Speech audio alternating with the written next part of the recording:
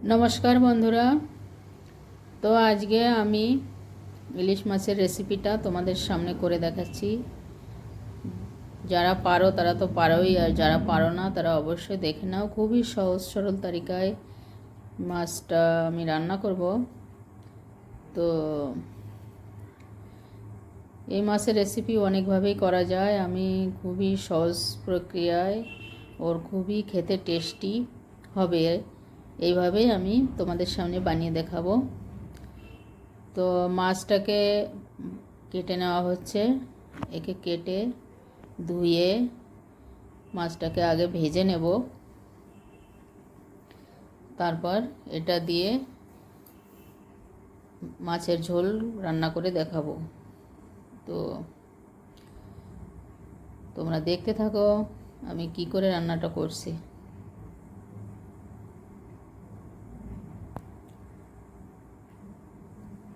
তো মাছটা এখানে ধোয়া হয়ে গেছে, আর এটাকে এখন ভেজে নেব, হালকা হালকা ফ্রাই করব।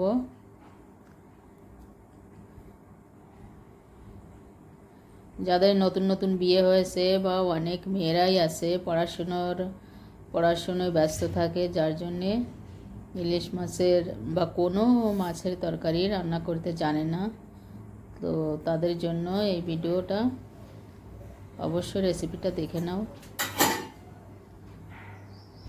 তো 2 চামচ সর্ষে और हाफ চামচ লবণ আর 3টে কাঁচা ঝাল দিয়ে একটা মশলা তৈরি করে নেব।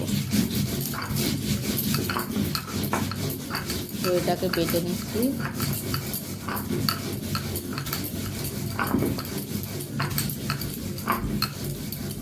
তোমরা দেখতে থাকো ভিডিওটা আমি কীভাবে তৈরি করছি।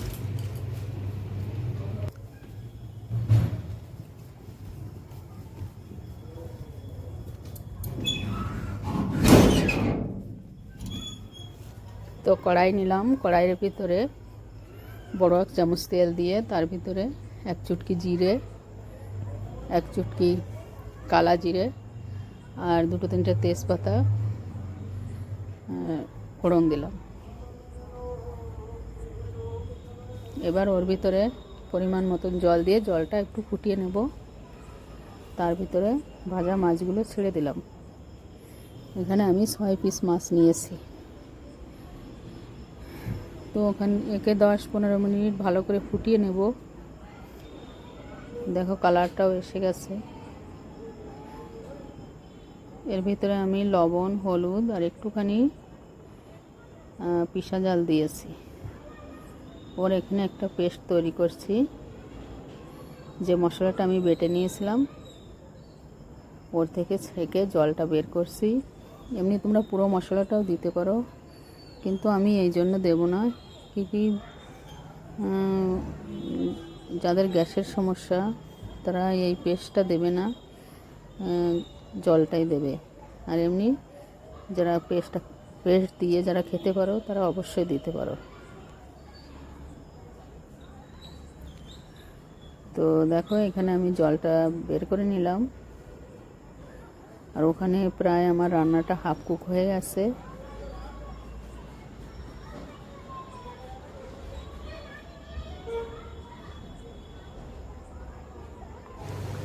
এবার এর ভিতরে ওই মশলার জলটা আমি ঢেলে দেব। দেওয়ার পরে 5-7 মিনিট মধ্যম আঁচে আমি একে ফুটাবো, তবেই রান্নাটা কমপ্লিট হবে।